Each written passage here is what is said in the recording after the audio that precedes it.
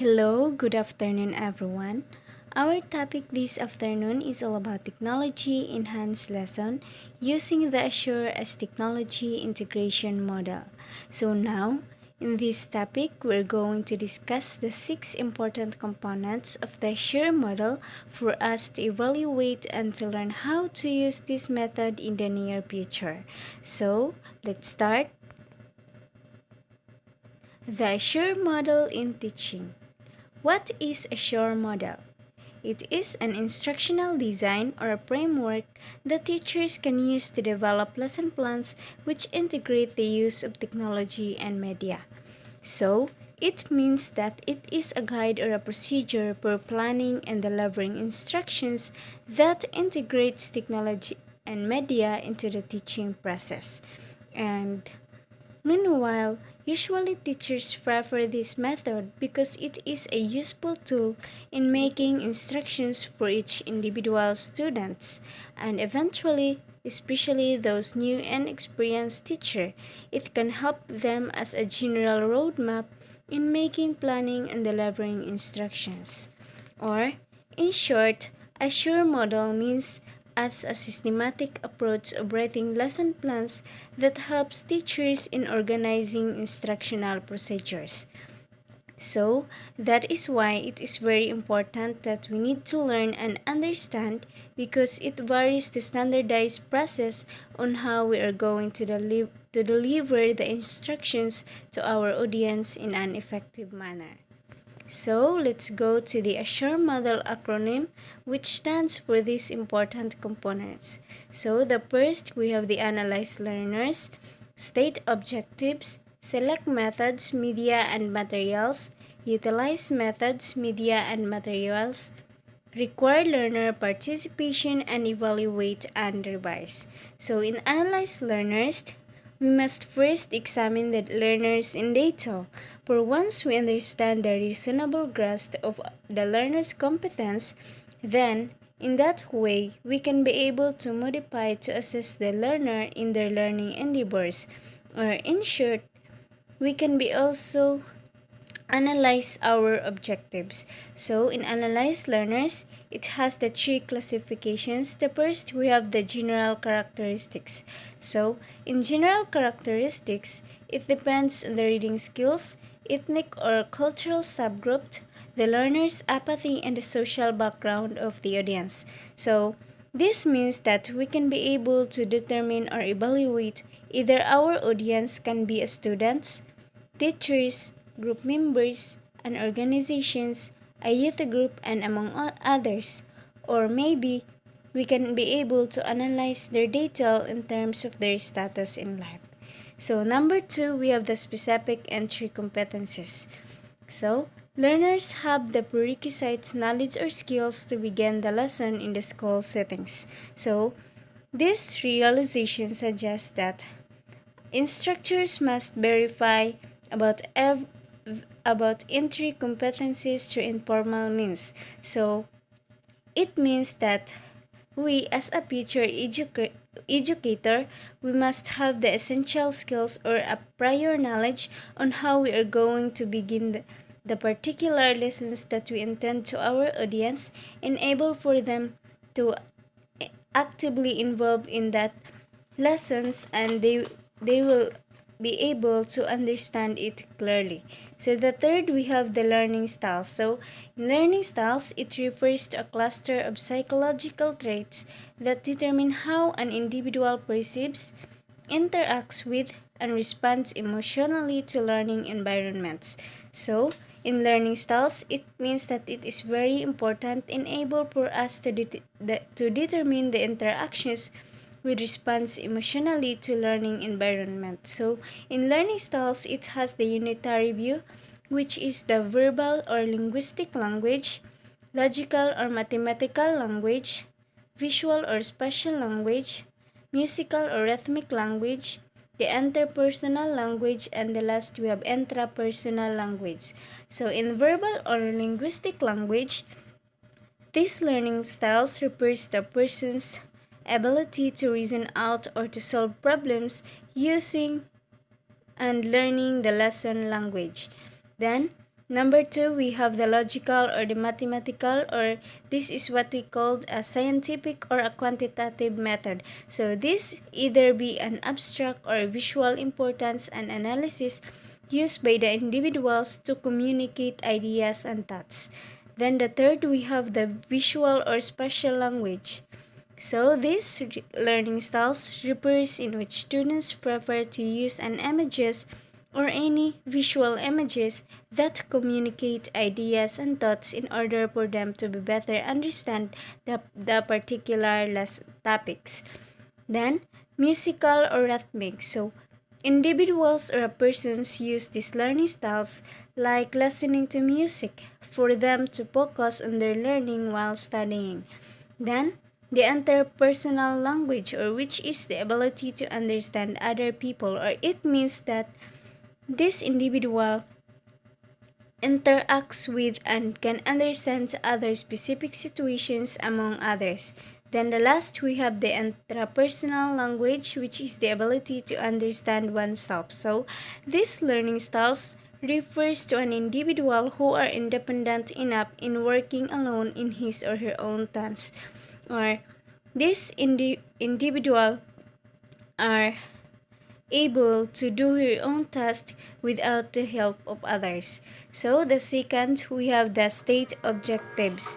So what the learners will do is a part of a result of instructions, and in other words, it is the learning outcomes. So in order to develop proper objectives, we must frame them in terms of their desired behavior by using the four components or the four parts of the state objective. So the first, we have the audience, behavior to be demonstrated, conditions under which the behavior will be observed, and the degree to which the learned skills are to be mastered. So it is very important because if the objectives are clearly stated, then both the teachings will becomes objective oriented. So it has the classification of objectives that may be classified according to the primary type of learning outcome at which it aimed. So it has three categories. The first, we have the cognitive skills, the affective skills, and the motor skills. So let's go to the select methods, media, and materials.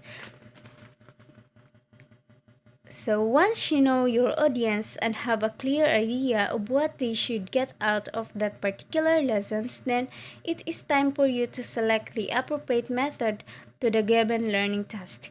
By select available materials, modify existing materials, or design new materials to help accomplish the task. So in this step, instructors should connect the two audience to objective. In order, the teachers must determine what method to be used. So it has the two selection process or the stages. We have the designing on the appropriate method for the given learning task, choosing an appropriate media format, and selecting, modifying, or designing the specific materials within that format. So in line with this, in deciding on the appropriate method for the given learning task, it would be simplistic to become that there is one method that is superior to all others, all that helps all learning needs equally well. So teachers often structure assignments to allow students with different preferred learning styles to pursue their individual practices, or it means that when you decide about the method given in the learning task, it would be simple and was clearly stated in order that your students will actively involve in that particular topics and they can be able to learn that effectively. So the second, we have choosing an appropriate media format and selecting, modifying, or designing the specific materials within that format. So choosing a media format, it is the physical form in which a message is incorporated and displayed. So each has a different strength and limitations in terms of the types of messages that can be recorded and displayed. So it has things to consider in the media selection model. The first, we have the instructional situation or setting, learning variables, fed back to the learner. So the next we have obtaining specific materials. So it involves three alternatives, which is the selecting available materials, modifying existing materials, and the last we have designing new materials. So in selecting available materials, if the majority of instructional materials used by the teachers or the trainers are of unshelled, then that is a ready-made and available from schools or other easily accessible sources in that particular areas. Then after that, you need to modify what is the available materials. So if you cannot locate any suitable materials, you can always modify what is available. So this can be both challenging and creative for you. Next, we have this designing new materials. So in designing new materials, it has the certain basic considerations, which is objectives, audience, cost, technical expertise, equipment, facilities, and time. So in objectives, this means that what do you want to know about your students to learn? Then in audience, what is the character of your learner? Then the cost, if your money is sufficient or available in your budget to meet the cost. Then the technical expertise, if your necessary expertise to design and produce the kind of materials you wish to use. Then we have the equipment, if you have the necessary equipment to produce or use materials you intend to design. Then the facilities, if it is your design call for use of special facilities for preparations or use of your materials, are such facilities available. Then last we have the time, if you can afford to spend whatever time necessary to design and to produce the kind of materials you have in hand. So this is the certain basic considerations in designing new materials to make your objectives or your learning styles effective. Then we have utilize methods, media, and materials. So this step is where you develop your plan for implementing your media materials. So the teacher selects and describes in how they are going to implement the media or material into the lessons to help the learners meet the lesson's objectives. So, but to get maximum learning impact about your presentations, you have these certain utilization procedures enable for you to meet and achieve your objectives. So we have the preview the materials, practice portion of the presentation, prepare your environment, and present the materials. So in preview the materials, it means that no instructional material should be used blind. That's why during the selection process, you should have determined that materials are appropriate for audience and objectives. And after that, reviewing the materials, you should practice your portion of the presentation as a second certain utilization procedures of your materials. Then we have the third, prepare your environment. So whenever the presentations is to take place, like classrooms, auditorium, meeting room, or whatever, the facilities have to be put in order.